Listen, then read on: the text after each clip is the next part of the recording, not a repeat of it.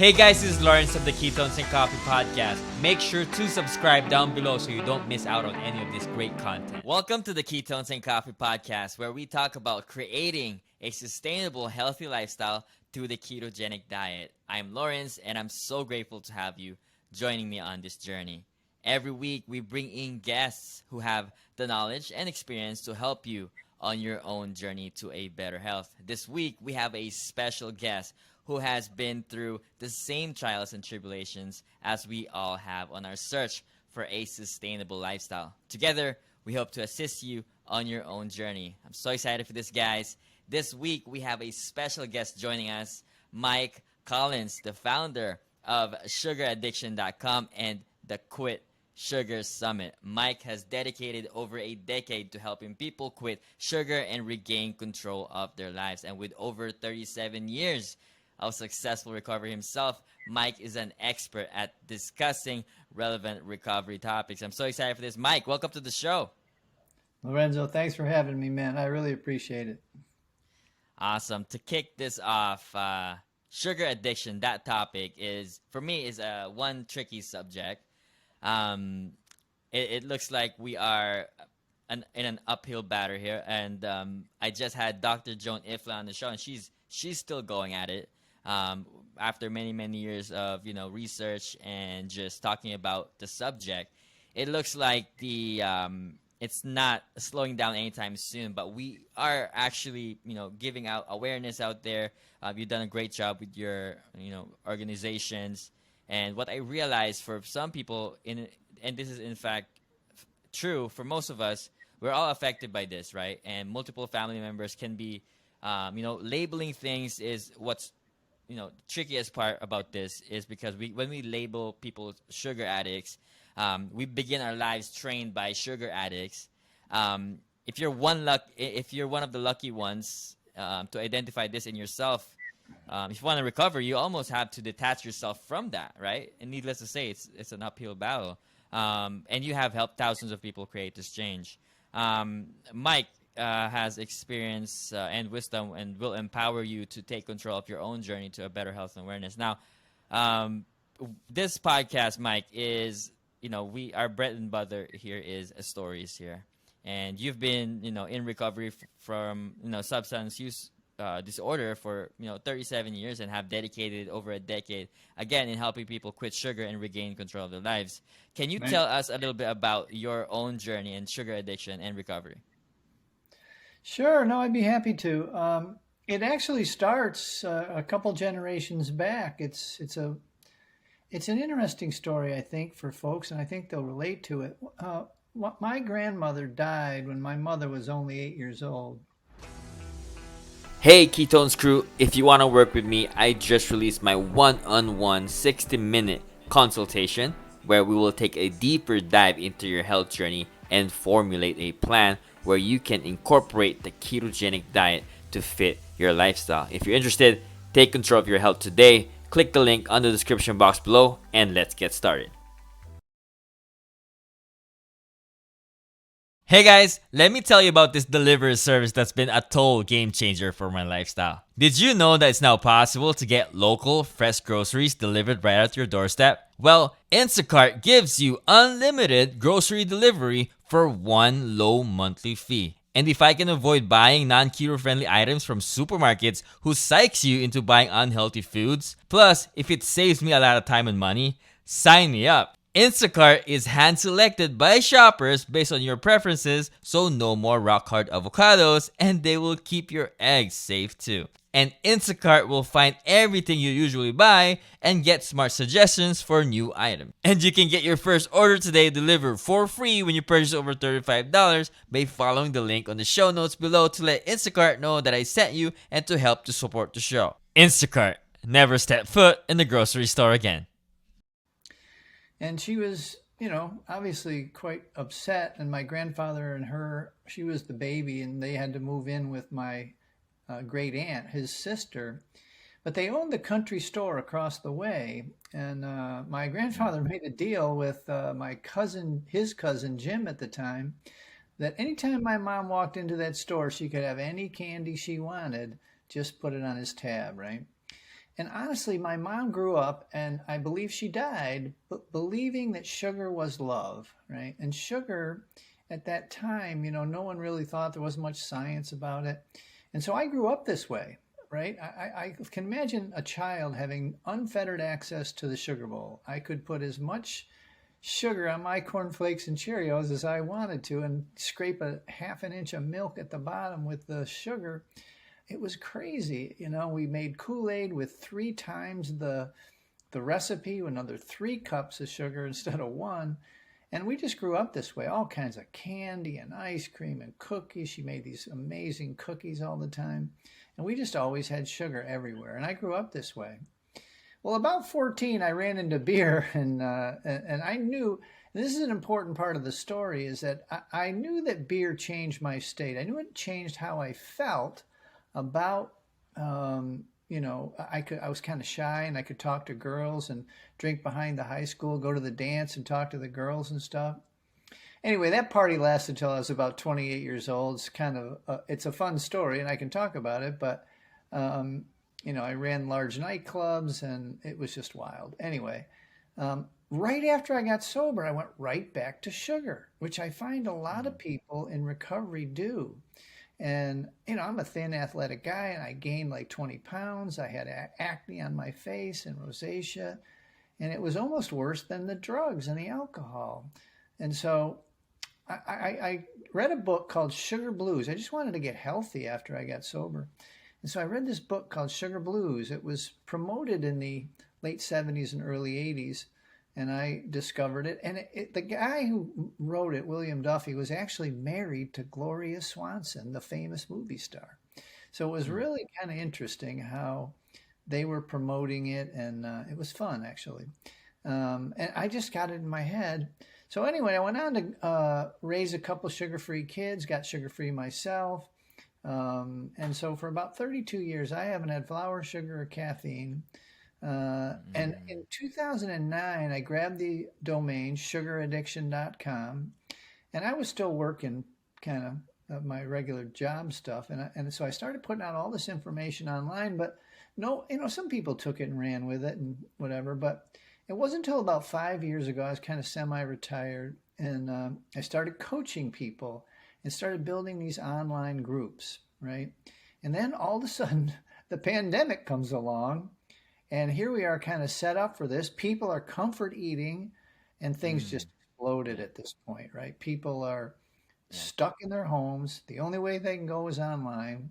So now we have tens of thousands of people in our forums. We have Zoom meetings twice a day for support. We've got 14 coaches who help folks one-on-one. So it just kind of really exploded from the pandemic. So that's kind of the short version, the podcast version of how I got here. And usually it brings up more questions than it answers, but Yeah. With you starting your, coaching program, your organizations helping other people, you must know how hard this is to do. oh God, it's hard. Yeah. People, Lorenzo, they come to me for weight loss. They think that this is another diet because every diet worth the paper it's printed on says quit the white stuff, quit the sugar, quit the flour, rice, tobacco, potatoes, and so they start on their own. They usually come to me after they've tried everything. That's why the name of my book is The Last Resort Sugar Detox, because they've tried everything else, They've tried whatever, keto, vegetarian, Weight Watchers, Jenny Craig, and every diet book you've ever heard of, we have people, and diet guru you've ever heard of, we've had people come to us. They could do the diets for a time, but the literature, everybody that loses any amount of weight, this is proven fact, this is almost folklore in peer-reviewed diet studies, that 95% of people who lose any amount of weight gain it all back in the first year and then some. And here's why. They can willpower, they can muscle maybe, 30 days, 60 days, whatever. They can lose weight or exercise or whatever. But at the end of the day, they always run into some sort of stress, financial, relationships, job, kids, and they end up falling back to this emotional management system that they started literally like I did as a kid. And Mm. and this is where it comes full circle when I was explaining changing your state. It's a very common construct in the world of alcohol and drugs that if you started using alcohol and drugs at 14 or 15, you Mm. stop growing emotionally. Your life's a mess, your relationships, Mm. because you never solved any problems. Once the day would wear on, you'd use the drugs and the problem would still be there in the morning. Mm.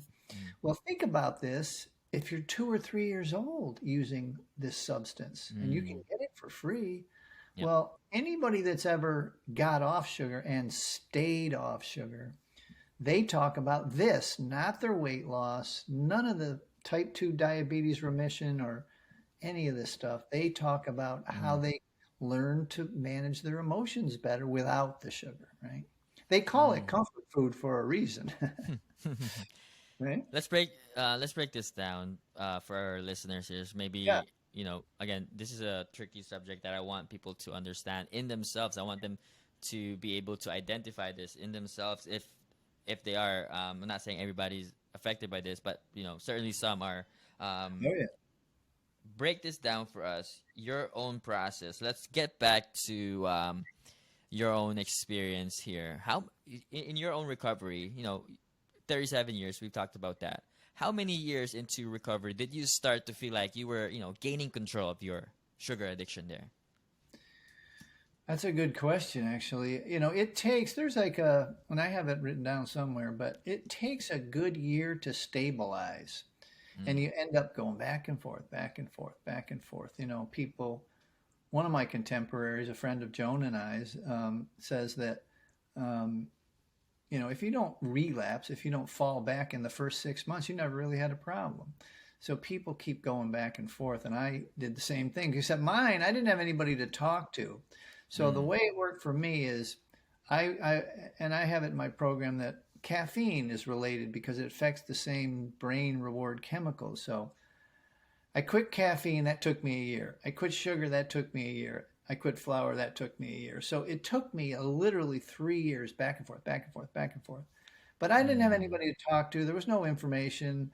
The book that I read that I told you about didn't really give any information about it. So it took me a while. Now people understand that, withdrawals are real. There's a process to go through and they can get through it in, 60 or 90 days. But Mm. it took me a while Mm. back You then. talk about Nobody, that back and forth.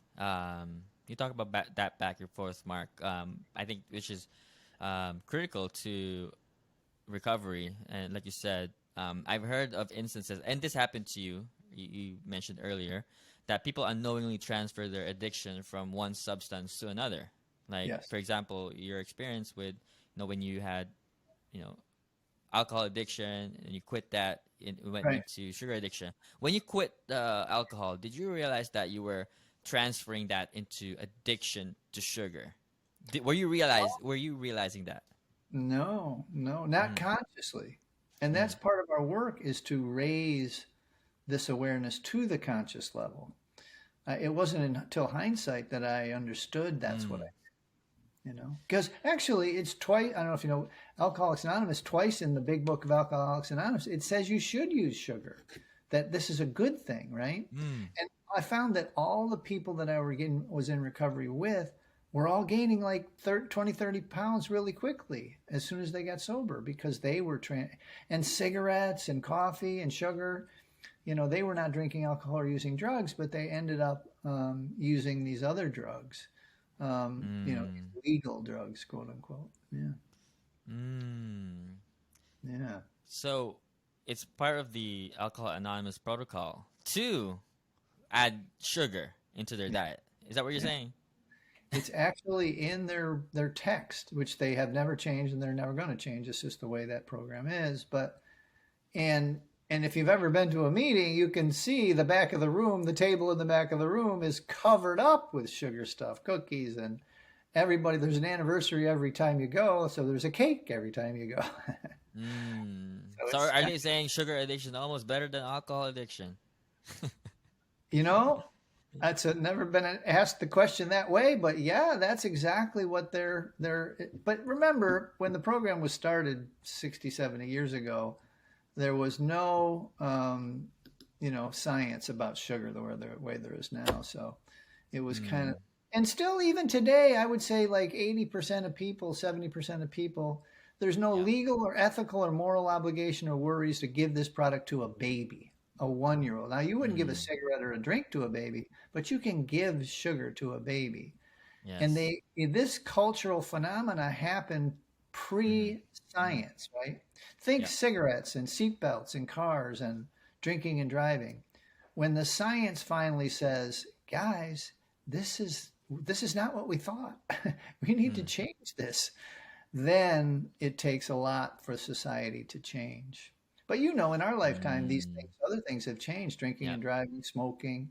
This has all changed, and Mm, we've been able to watch it. I can guarantee the same thing will happen with sugar in the next 30 years. You have thousands of accounts of people, helping people just quit sugar. Yeah, You've heard all of these stories. You've seen firsthand how sugar addiction can manifest in people. Can you right. tell us a little bit about sugar addiction, typically how it presents itself, and what are some common signs that someone might be struggling with a sugar addiction there? Yeah, no, that's a great question. We have a quiz on our site. It's got 10 questions, but I always tell people if you need to go to sugaraddiction.com, you don't need to take the quiz. Most people know, okay? Mm, And the people that come to me, I'll give you an example. 20%, a solid 20%, could be a little more, but of the people that call me for coaching are crying, Lorenzo. They've mm, tried everything for decades. The average person has gained between 1 and 2 pounds a year since high school or college, sometimes a lot more, but just an average sugar addict or harmful user is, mm, 20, 30, 40 pounds yep. overweight or more. And they've tried everything because they've tried to quit, and they've tried all these diets that say they need to quit sugar, and they've reduced Mm-hmm, it. Now, here's what happens. I'll give you a story. You like stories. So I had this mm-hmm, guy. He was on a keto diet he lost 100 pounds. Okay. And he still had 60 to lose. Right. And so he was just frustrated because he had been on it over a year. This 100-pound thing was amazing to him, but he was plateaued with these 60 because he kept falling back to peanut M&Ms was his vice. Okay. And so mm, we tried to separate why he would relapse on the peanut M&Ms and binge on them, and then once he'd binge on other stuff after that. And come to find out, he had been in a relationship with a woman for 12 years, right? And mm, every time it was kind of a not the best relationship, but every time he had a falling out argument, whatever, dust up with the woman, he would go to the M&Ms, right? Well, we kind of got into it, and now the M&Ms are gone, the woman's gone, the 60 pounds are gone. You know what I mean? He just finally realized, like most people do after we bring it to their conscious awareness, mm, that they were using sugar to manage their everyday stress and then possibly some old trauma. And it doesn't have to be sexual abuse or physical abuse. yep. But once you get off the comfort food, once you get off the sugar, what happens is you Mm, start to remember some of the stuff that you used sugar to try and yes. forget, Yes. you know? Association. Yeah, exactly. Um, how early does association or where, uh, to be more specific, where do we get that association that when when we are sad, depressed, lonely as an adult, we reach for sugar, we reach for food, we reach for fast food, processed food. Right. Where where does that come from? Yeah, no, it comes from their childhood. Likely it comes from the womb when your mother Mm, was nervous about having a baby. Maybe it was her first or whatever. And they have this silly, ridiculous cultural phenomena where women are craving things. Ice cream mm, sundaes with pickles on it. Some stupid, ridiculous, but every one of them is a combination of sugar. I personally believe that people eat the sugar because they're nervous about the pregnancy, about the relationship, about the finance, right? And Mm. and they gain like whatever. I mean, 40, 50, 60 pounds. My mother gained 60 pounds on a Mm. 105-pound frame when I was Yeah. born, and she said all she ate was sugar. In contrast, my wife, my ex-wife, gained like 5 pounds. Well, she gained 20 pounds, but 15 of it was baby, like they were twins, right? And so, because she didn't eat sugar during the pregnancy, right? And so, you don't have to gain a lot of weight to get pregnant. Anyway, the answer to your question is you learn it early in life. Likely your parents were, and they didn't do it on purpose, look, but Mm. they gave you a cookie and they pointed you towards the television. You were Yeah. crying, you were upset, they were busy with the other kids or their job or whatever. And they knew that a cookie would quiet you. And Yes. so we started to associate in our brain, both biologically Years of condition. years of conditioning, and then Yeah. they would end up, it just carried Yeah. through. I mean, when's the last time you saw a movie where a woman got dumped by a guy and didn't have an ice cream party with her friends? It's actually a cultural phenomena. You know what I mean? So yeah, it goes way, way back. It Yeah. sure does. Yeah. It's almost like you. I didn't want to get into that any further because there's a lot of nuances in that bit. But it's almost like it's acceptable for you to, you know, go all in into your cravings, because if you don't, Yeah, you can't be restricting yourself by your because that may have emotional uh repercussions in terms of like your pregnancy itself. I'm like, where's the science in that, right? But that's tricky. This is why this subject is very tricky for a lot of people. And you did mention that if you are you know if you are not having that back and forth within your if you're not relapsing when you're trying to um, recover from the addiction, then you might not have the addiction anyway. So like, I want to get to just answer this question: is what what what does sugar addiction differ from other types of addiction? Is there, or is it all the same? It it's just all manifests different ways. it's all the same. It's a brain disease. It's a brain reward chemical disease. Mm. The dopamine, serotonin, norepinephrine, GABA, um, adrenals, endorphins, oxytocin, the big bonding chemical, how babies bond with their mother and people bond in a relationship.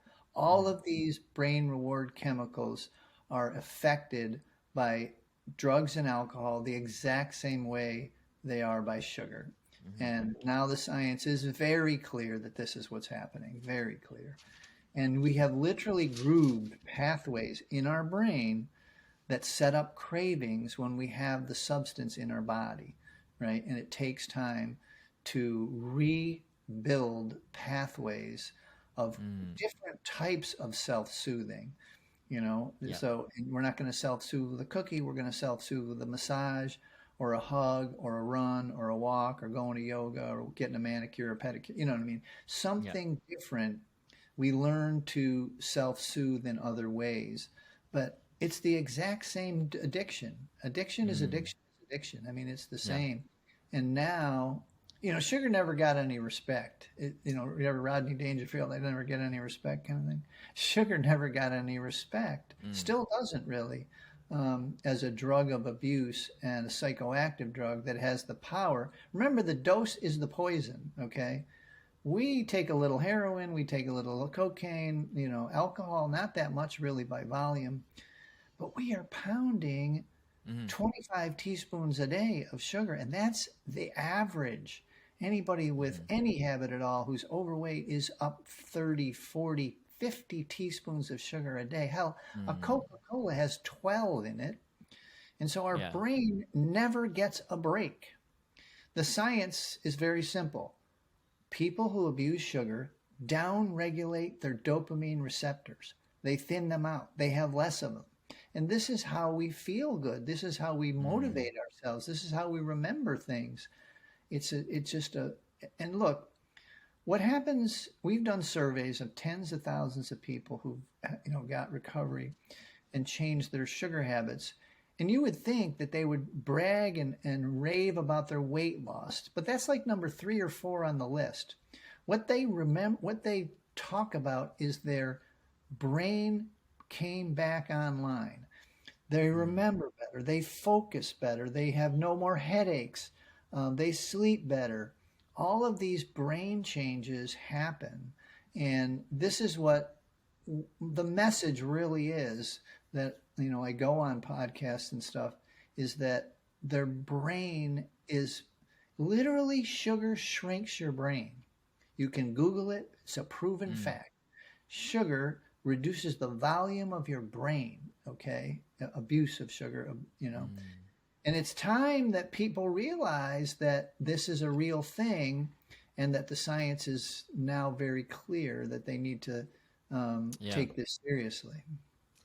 That's a challenge, right? Just having to identify that this is a real thing, Yeah. and it is hard to acceptance is number one, right? Accepting that you identify as a sugar addict is, I Yeah. think, the key piece there into recovery. Because if not, if you don't see yourself as one, then you don't see yourself, wanting to pursue keep getting better. And so I wanna get that out of the way. And recovery. Let's talk about recovery. Can you? There's you talk about. I've seen you talk about sugar's revenge. Can you tell us a little bit about this phenomenon and how you help clients navigate that? Well, I mean, sugar's revenge is like, you know, unless you kind of understand that you are an addict. And here's, you mentioned some important parts, some really important parts, and the biggest one is acceptance. That you mentioned. Look, this is not what you wanted. This is not what anybody wanted. People think of addicts as people under a bridge with a brown paper bag and a bottle. Mm. They do not think of themselves as, they have a house. Most of my folks are high performing professionals, right? I mean, they got a good house, a good job, a good car. They got a beautiful kids. They've done well in their lives. But this one thing, because of the social acceptability of this, I'll give you a telling example. The fastest growing segment of our groups now is people already sober from alcohol and drugs. And to a man, to a woman, every single one of them has said sugar was harder to quit than their original drug addiction or alcohol addiction. Mm. And so it really becomes like just being able to accept the new science, accept and destigmatize the brain disease that is addiction, that is caused by substances, and to allow sugar to be as powerful as any of these other drugs. So that's the main thing for recovery, Mm. is the acceptance that you biochemically, and here's how the numbers break down. About a third of people biochemically cannot ingest this product. And this is decades of research and working with people, not just myself, but the Food Addiction Institute, where I was the chairman for a couple of years.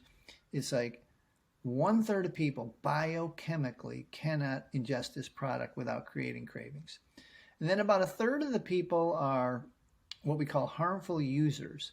And harmful users are people who um, they just because 80% of the food products in the grocery store have sugar in them and then they add some sweets to them, they're the ones that have gained a couple pounds every year since high school and don't really compute as to why.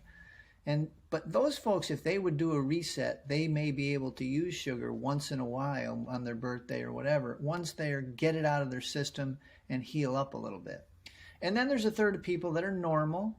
We all hate them. No, just kidding. Like they're the folks who can have a half a glass of wine, can have a half a cookie and just leave it. I could never do that.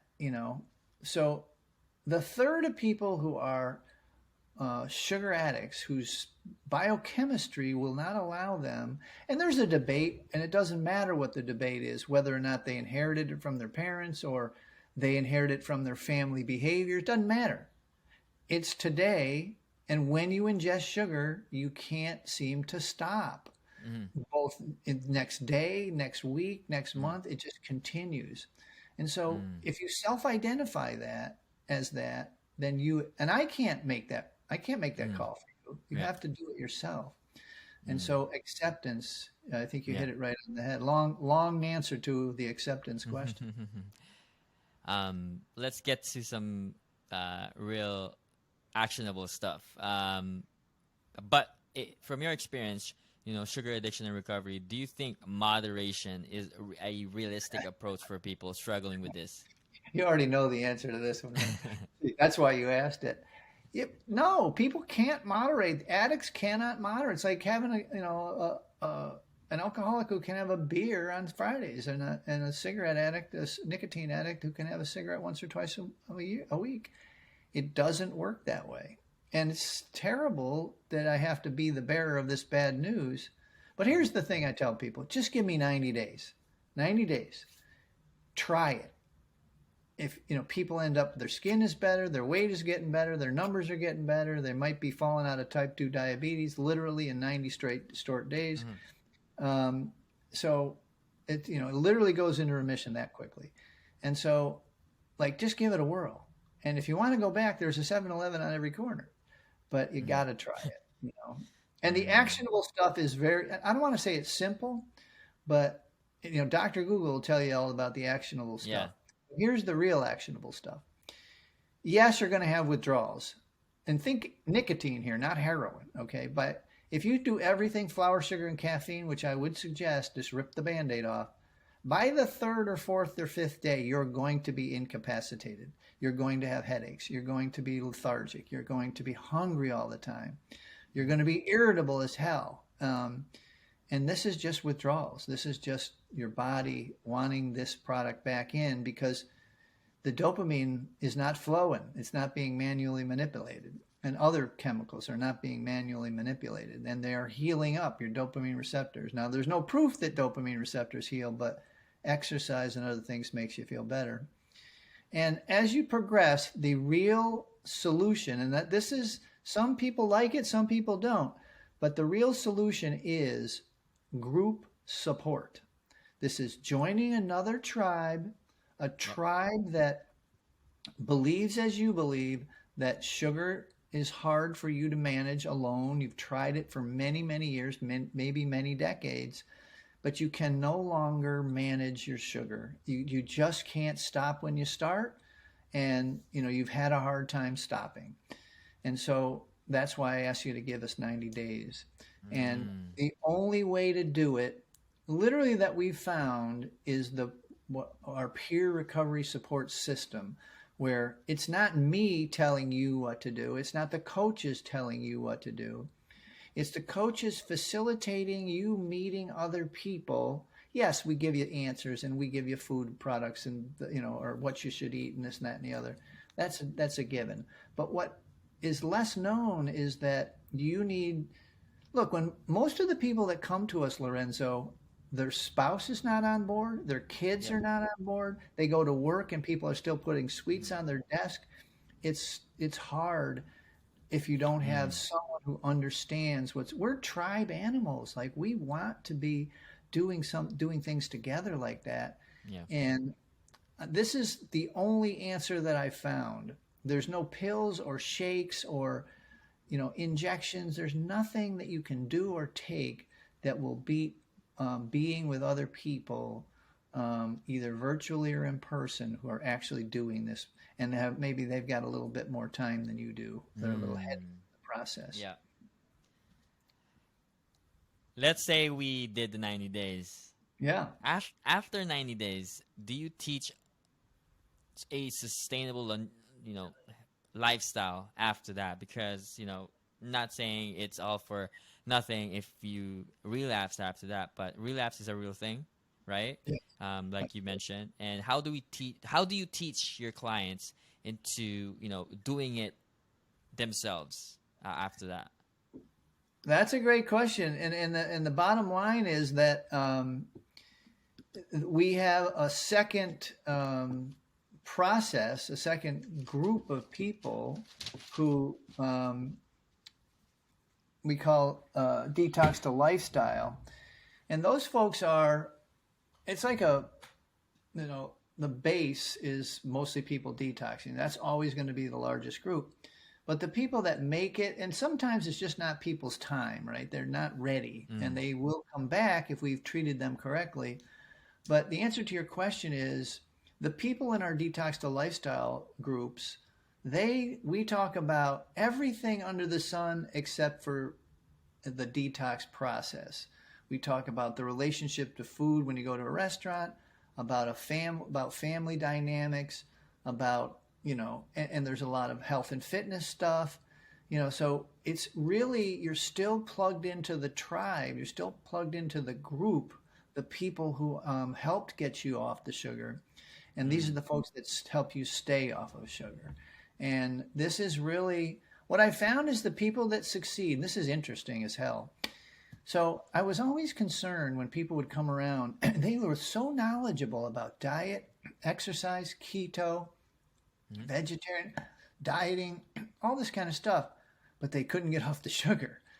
And then when they get off the sugar, and you can do this, you can Google information gathering and dopamine. And I realized that people were getting two hits of dopamine. They would research the sugar, quitting sugar, and then they would go and use the sugar, but they never got off the sugar. So they went on around this circle, right?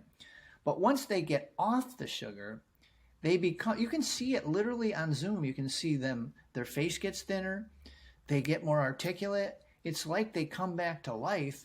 And then those people are the Mm. most amazing folks because they're now researching health. They're researching a new Yeah. career. They're researching their art. They're researching their music. They're researching, and they're really doing that stuff. Sugar, Lorenzo, is an Mm. amotivational drug. And it literally it's destroying the energy furnaces of the body and the brain, which is the mitochondria, and you have less energy, right? You Mm. cannot think your way out of stuff. You can't go and exercise. You can't, get to the gym or get to the recording studio. You can't do the stuff that you think of in your brain because sugar is pulling your energy, destroying your energy through the mitochondria, your engines of energy in the body. And so once the folks get off of it, that tribe is the most excited, lit up group of people. Most of them are falling to a right sized body for them. So their confidence is way up. So maintenance, they call it. I don't like the maintenance term. I like lifestyle better. Mm. But yeah, that's the most Mm. exciting part for folks, for me anyway, to watch. Yeah. For clients, you talked about a lot of people that already quit sugar. Helping people for Yeah. decades now, and help turn things around. Off the top, can you think of an individual that turned things around, that had great success long term, that you didn't think that they would have done it, but they did? Can you think of an example for our listeners here, that so that they find inspiration from? Can you think Oh of yeah. somebody? Mm. Oh, hundreds. But Mm. the interesting part about it is all of my coaches have gone through this Mm. program. Now, I have a few that came in as certified health coaches from the health and wellness world. Most of them were pretty much off sugar, but they had never tried 100% abstinence from sugar, flour, and caffeine, a lot of them. Mm. But 90% of the coaches, they are what you call, in a business, homegrown, promoted from within, if you will. So they actually got off sugar and they wanted to help others. And they ended up, as coaches through our trainings. Mm. And the bottom line is that everybody that makes it through experiences some sort of personal development. Look, I mean, a lot of your folks are going to be listening for weight loss or health issues if it's a primarily keto kind of thing. Uh, um, and I can guarantee you, I mean, I can name names, Joy and Bethany and Mm. Barbara and Sly. I mean, it goes on and on. Mike, the guy that was the keto guy that lost 100 and then the 60 pounds. There's, they just changed their life and their lifestyle, and one thing Mm. too, they've accepted their new lifestyle, which I think scares people coming in. You know what I mean? Here's the main question they always Yep. want to ask: do I have to do this for the rest of my life? And Mm. when they get to the other side, like, do I never have to have birthday cake? Or do I never have to go to a wedding and not have the birthday cake? Um, and when they get to the other side, they do not want to have it, you know? Mm. So Yeah. there's just Though. plenty. Yeah. I mean, Those are wrong questions to ask, all right, in the beginning. yeah. Oh, yeah, they're always asking. I mean, on the website, I think there's like 1,000 testimonials on sugaraddiction.com. Mhm. Like, there's videos of people telling this story. There's, you know, Mhm. Facebook posts. I mean, it's like I said, there's a whole, and I Mm. got another Yep. 1,000 to add to it. I just haven't had time. They're like, just Fair enough. keep, yeah, they just keep adding up, so they can read them there Mm. under reviews, kind of review of how it worked out for them. So For yeah, my last point here, yeah, sugar-free children. You've raised your kids sugar-free. I am trying my best here. I have a little one. I have a 2-year-old here. yeah. Can you tell us a little bit about that experience with this? I mean, how hard can that be? Oh goodness, it's really hard. We fought the Montessori school, their own Mhm. grandparents, the friends' parents. They thought that we were depriving them of a childhood. They thought that this was a rite of passage for Yeah. children, that they would have their treats or whatever. Right. And this is part of the cultural problem. And this is 30 years ago now. My kids are older; they're twins, but yeah, I mean, it was difficult, and it's not much better. We actually have a sugar-free kids summit coming up in March, I think, and we got a lot of experts coming in, dentists and stuff. But the bottom line is, in this society, you're going to have a tussle. You have to just, your own parents, so their kids' grandparents are going to have, like, we couldn't leave them with them. My father was definitely not on board with this. He would like give them, want to give them treats. So I knew that, and I caught him a couple times, and it's like you just you have to Yeah. have the resolve. And one thing I can tell you, like, my kids, like, there's now very proven facts that the first 1,000 days of brain development is so important. And my kids never had sugar in the womb or till they were 6 years old. And it's a long story, but Yeah. um, the short version is my kids are like rocket scientist smart. I'm just not that smart. Their brain Mm. just developed better. You Develop. know, I mean, we don't Says a have time. lot there. We Yeah. don't have Says a time to lot. go into it, huh? Yeah, Yeah, that but says a lot. Yeah. What advice do you have for parents? Like, if you can give an advice, one advice, a couple of advice, who are trying to raise their kids sugar free. Like, this will be directed to me, but for anyone that's listening to this, who wants to raise their kids sugar free, what's your advice? science, Mm, science is my advice. Let the mm, science speak for yep. itself. Let the science, like, I'll give you two examples. All right. So one about 2 years ago, and I got to find this again because it got buried. But the American Pediatric Dental Association, the American Association of Pediatric Doctors, the American Heart Association, I think, and the the the Richard Johnson, Richard Wood Johnson, the largest nonprofit in the world, the Wood Johnson, whatever. They announced that sugar for children, they should have zero sugar from the Mm, womb till 3 years old. And then I don't know if you even know this, because just this year or last year, the end of last year, the food pyramid in the United States changed, but it hardly changed at all. It still has grains and cereals at the bottom and lots of, whatever, and a very little bit of meat.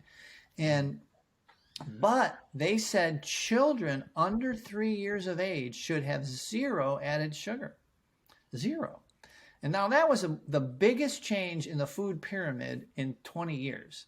And so it's mm, catching on kind of at the scientific level, just mm, not at the population level. So science, mm. if they would read Yeah. up on it, it would Yeah. scare them a little bit. Yeah. So, and then they would be have Knowledge.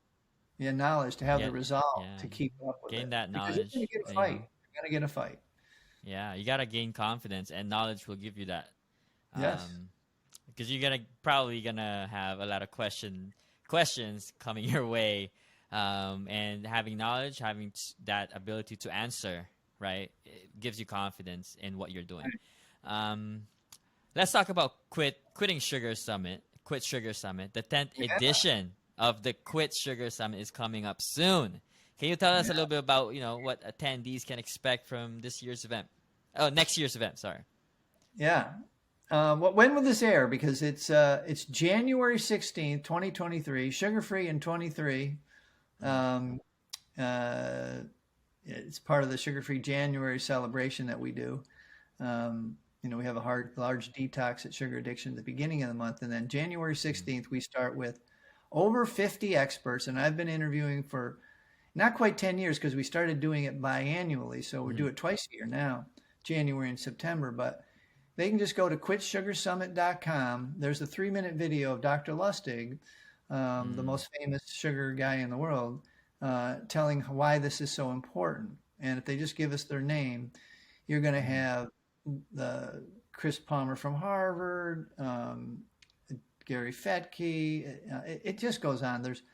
We've had the biggest of the big, Gary Taubes and Sean Baker. We've had just about everybody from the carnivore and keto community. And we even had a bunch of vegetarians on who were kind of eating a keto vegetarian diet. It's wild.